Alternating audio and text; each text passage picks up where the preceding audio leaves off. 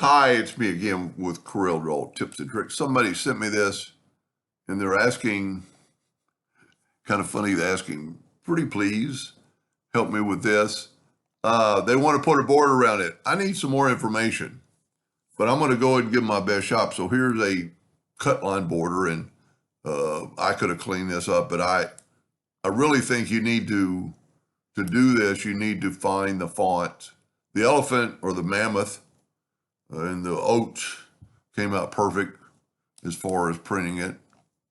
But it is a JPEG. You can't just put a border around it, what's calling it a bitmap. I've already made a copy of it, a duplicate of it. I'm going to move that over there, so I don't need to make another duplicate. But I've got to turn it into a vector to be able to do this, and I got to get rid of the white.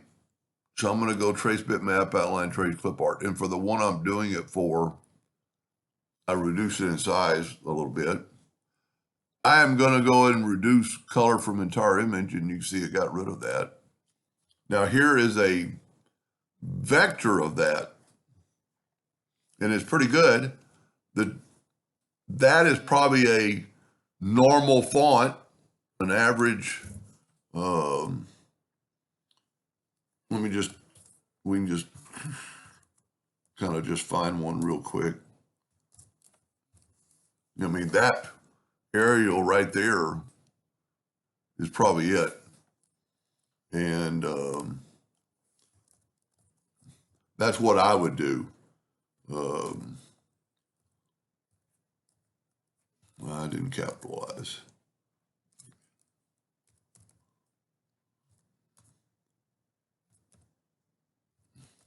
I've never spelled mammoth. When I put a Q there, that's when I was trying to capitalize. MAMMOTH. Okay. So we're going to just make that font. I think that's exactly the font. So just make it the size of that. And you'll be off a lot better because Corel does not trace fonts good. So what we could do is take this and go up to Object and Group and ungroup it. And I'm going to lock my yellow box. I'm going to go, I have my little yellow box selected. I'm going to go to lock. That way I can just take this right here and delete it. Then I could take this and put it up here. And you actually right click. The other font looks pretty good. So I don't know that I should have done that yet. I'm going to Control G to group it together. And then I'm going to make another duplicate. And because it's a vector, I can left click, right click. And then that's going to give me that right there. And I can try right from here, since it's a group, to go to effects and contour. And I'm going to contour the outside 0.1 with rounded corners. And there I have a contour around that. And and anybody watching this that sends me a file, tell me what you're doing with it. Are you engraving it? Are you going to cut into a sticker? But now we could take this object, and I'll make another video if I'm breaking contour apart. But I need to take my contour out of the way, and I need to take this and get rid of the white, which is a little bit tricky. We can make this whole thing black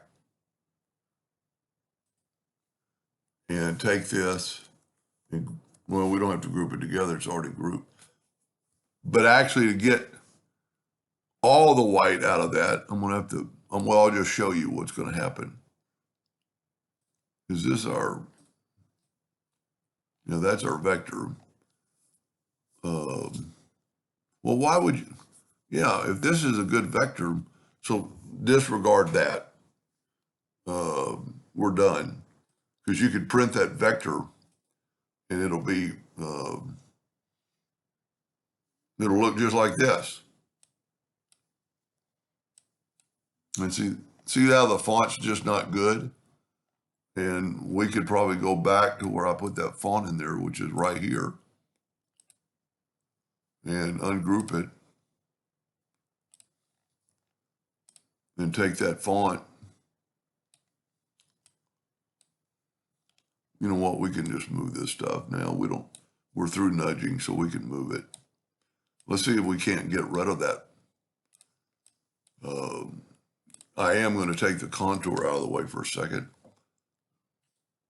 And I'm going to go up to Object and Group and ungroup it. Yeah. Now all I have to do is just take and delete that. Corel just does not trace fonts.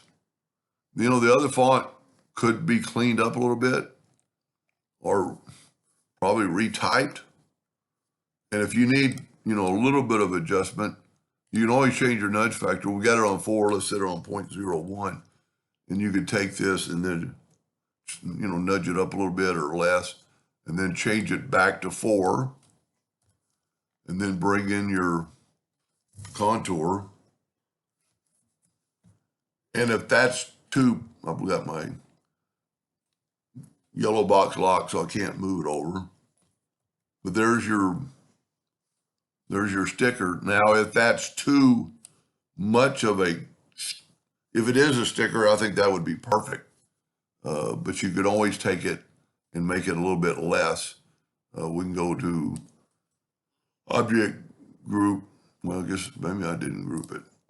Yeah, we can take our contour and go to the inside.